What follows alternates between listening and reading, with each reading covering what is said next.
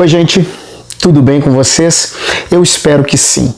No vídeo de hoje nós vamos continuar abordando o tema igreja. Na semana passada nós falamos um pouco a respeito desse assunto, mas hoje eu quero continuar neste mesmo tema, porque nós temos visto muitas pessoas confundirem a questão da igreja, e por isso nós temos um número de pessoas desviadas, nós temos um número de pessoas desigrejadas que, pela ausência de um entendimento mais profundo, acabam se afastando da verdadeira igreja de Cristo. Eu não quero ser o dono da verdade. Não é isso, não é esse o meu objetivo com este vídeo. É levar você a pensar um pouco mais a respeito do que realmente é a igreja. Porque tanto de um lado quanto de outro, nós vemos muitas vezes exageros. E a mente de Cristo, a mente de Deus, ela é revelada por meio da sua palavra. E é na palavra de Deus que nós vamos ver algumas coisas a respeito da igreja. Então, estes pontos que eu vou abordar, eu gostaria que você deixasse o seu comentário sobre eles, se você concorda, discorda e se você tem alguma dúvida a respeito destes assuntos. Então, que Deus te abençoe e, no mais, segue o vídeo.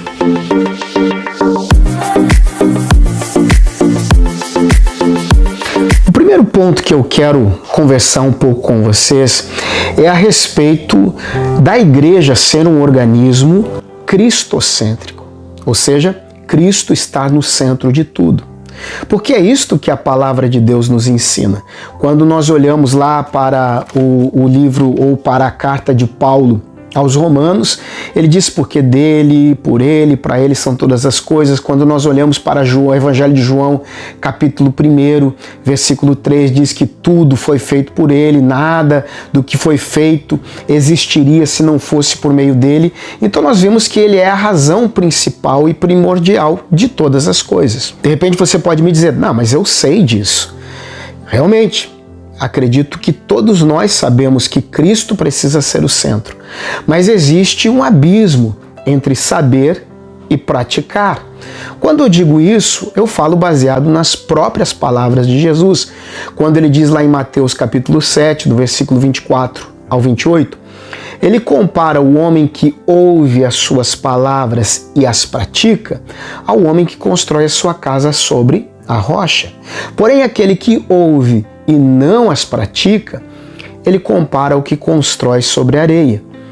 E a gente já sabe o resultado dessas duas edificações, dessas duas construções. Portanto, saber e não praticar faz uma grande diferença. Então, quando nós dizemos sabemos, mas nós não aplicamos ou nós não praticamos, nós estamos sujeitos a construir a nossa casa sobre a areia.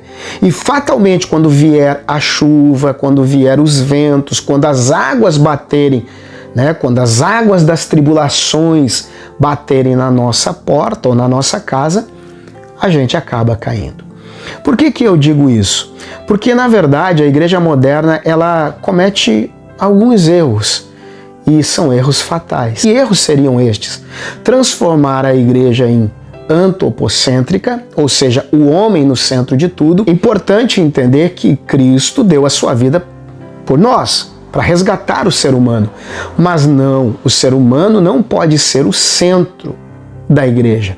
Ele não pode ser a razão maior da igreja. E muitas vezes a igreja ela acaba realizando estes cultos antropocêntricos, onde o homem é o centro de tudo, onde tudo está centrado no homem. Segunda coisa é que a igreja ela não pode ser egocêntrica. O egocentrismo ele está ali baseado naquela de alguns homens ou algumas lideranças que são ou se acham poderosos. Fora deles ou fora do ensinamento deles, fora do conhecimento deles, não há salvação, não tem jeito. Isto é egocentrismo, é alguém que está realmente voltando para si, o motivo e a razão das pessoas irem à igreja. Então, o culto ou a igreja precisa ser necessariamente cristocêntrica, porque ele é Dele vem o perdão, a redenção, a salvação, a reconciliação, a santificação do homem em todos os sentidos, porque dele, por ele e para ele são todas as coisas. Então, nós precisamos ter no nosso coração e na nossa mente que a igreja é um organismo cristocêntrico. Ele é a razão.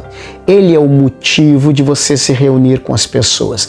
Ele é a razão de você sair da sua casa, não sei que dias da semana você participa de algum culto, de alguma reunião, mas ele tem que ser o motivo. Ele é o motivo de você ir para o seu quarto, dobrar os teus joelhos. Ele é o motivo, ele é a razão. Ninguém tem um nome dado tão grande, tão extraordinário, tão exaltado quanto o nome dele. Portanto, Jesus é o centro, Jesus é a razão da igreja. O segundo ponto que eu quero compartilhar com vocês é que, primeiro, Jesus ele é o centro, ele tem que ser o centro de tudo. Segundo, a vontade dele precisa ser estabelecida. E por meio de quem? Da igreja.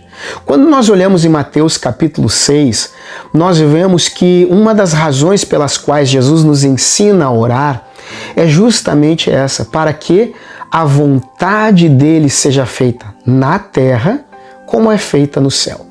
Como é que você acha que a vontade de Deus é feita no céu? Você acha que os anjos, ao receberem uma ordem de Deus, questionam ou têm coisas mais importantes a fazer do que obedecer a Deus? Pois então, é importante então saber que eu e você somos participantes do reino. E um dos nossos principais interesses, ou o nosso segundo maior interesse, o primeiro é glorificar, é adorar, é colocar Cristo no centro. O segundo é trazer o reino de Deus para a face da terra. Este estabelecimento de reino significa realmente que os valores do reino, os princípios do reino, tudo que diz respeito ao reino de Deus precisa ser trazido para onde nós estamos.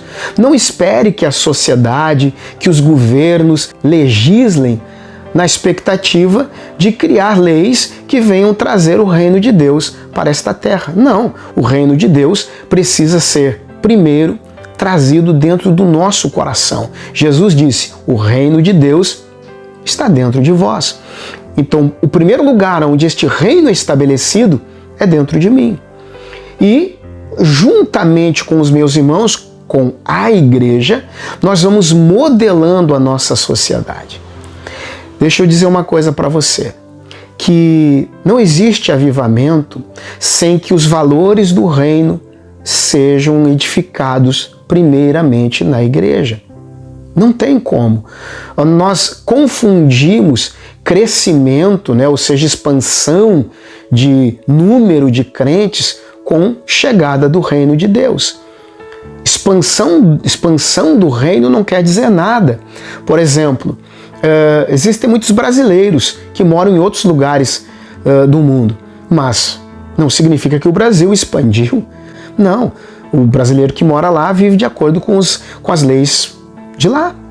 Então, quando nós falamos em expansão do reino, estamos falando em trazer os valores, em trazer aquilo que é do reino de Deus, primeiro para as nossas vidas e então para a sociedade em geral. Quando nós observamos os números de violência caindo, quando nós olhamos o número então de determinadas práticas pecaminosas caindo, aí sim nós podemos dizer, opa, o reino de Deus começa a ser estabelecido. Então, o reino de Deus é o segundo ponto que a igreja precisa estar ocupada em trazer para esta terra. O terceiro ponto que eu quero compartilhar com vocês é o que está escrito lá em Mateus capítulo 28, versículo 19 e 20. Jesus ele diz, ide e fazei discípulos. Fazer discípulos é uma tarefa da igreja. Fazer discípulos, se nós formos observar a metodologia de Cristo, significa em convivência, significa compartilhamento, significa andar junto e compartilhar ensinar, porque é o que ele diz, ensinando-os. Mas ensinar o quê? Ensinar o que eu quero, o que eu acho certo? Não. Baseados no que o próprio Jesus disse. Quando nós olhamos a oração dele, em João 17:17, ele diz o quê? Santifica-os na verdade. A tua palavra é a verdade. E quando nós olhamos também para João 8:32, ele diz o quê? Conhecereis a verdade e a verdade vos libertará. A palavra de Deus é a verdade. O próprio Jesus também, ele afirma em João 14:6, dizendo, eu sou o caminho e a verdade. Então, quando nós estamos anunciando a verdade, ou seja, a palavra de Deus, nós estamos anunciando o próprio Cristo. Então, é ensinar sobre ele, é falar sobre ele. Quando o apóstolo Paulo diz que a igreja deve se reunir, ela deve se reunir com o quê? Com orações, com palavras de encorajamento, com hinos. Como é que nós nos reunimos como igreja? Quando nós nos reunimos como igreja, sobre o que nós falamos? O que está na ponta dos nossos lábios ou na ponta da nossa língua? Quando olhamos para isso, observamos então que fazer discípulos, ensinar os valores do reino, deve ser uma ocupação da igreja. Algumas vezes nós delegamos ou achamos que estas tarefas pertencem às lideranças. Eu não fui chamado para isso. Eu não tenho esse ministério. Não, todos nós fomos chamados para anunciar o reino, seja de um jeito ou seja de outro. Eu nunca mais esqueço de uma experiência que eu passei uma vez na minha vida. Eu estava na rua e de repente eu vi um menino empurrando um carrinho com algumas frutas, e esse menino ele tinha uma deficiência e ele vinha caminhando com muita dificuldade. E ele chegou perto de mim, eu estava no carro, ele chegou perto de mim e ele não me ofereceu para vir comprar frutas. Ao contrário, ele me olhou de uma maneira tão amorosa, tão gentil, tão profunda e me deu um folheto. E nesse folheto estava escrito assim: você sabia que Jesus te ama? Eu achei aquilo tão extraordinário e eu vi nele o amor de Cristo naquele dia. Eu não ouvi a voz dele, eu não comprei nenhuma fruta dele, mas eu vi o amor de Deus na vida dele, com um folheto, sem nenhuma palavra. É interessante como Deus muitas vezes quer nos usar, mas nós não permitimos. Há um tempo atrás eu vi um vídeo na internet, se você procurar você vai encontrar, de um camarada tocando violão com uma corda só, demonstrando um talento incrível, fazendo uma música só com uma corda. De repente eu, que não toco absolutamente nada, reconheço, se com 6 cordas no violão já é uma dificuldade, imagina com uma. Eu olharia e diria não.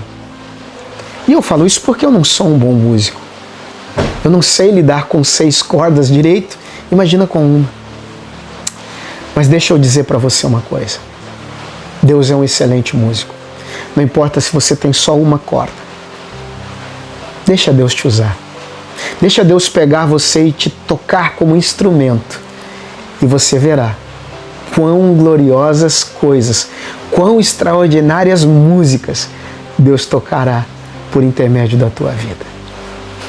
Gente, eu espero ter ajudado você com mais esta pequena palavra aqui sobre igreja. Eu quero continuar sobre esse tema, mas nós temos que avançar em um tema muito importante na semana que vem. Durante essa semana, inclusive, nas nossas mídias, nós vamos estar falando um pouquinho. Não vou falar nada sobre isso agora porque é surpresa, tá bom? Mas se você quiser saber um pouco mais sobre este assunto, nós temos já um trabalho de discipulado sendo desenvolvido nas quartas-feiras, todas as quartas-feiras às 19h30. E nos domingos nós temos nos reunido para adorar, para buscar ao nosso Criador, ao nosso Deus. No final do vídeo você vai ter o nosso endereço. Que Deus te abençoe, que você tenha uma ótima semana. Tchau, tchau. Fica na paz.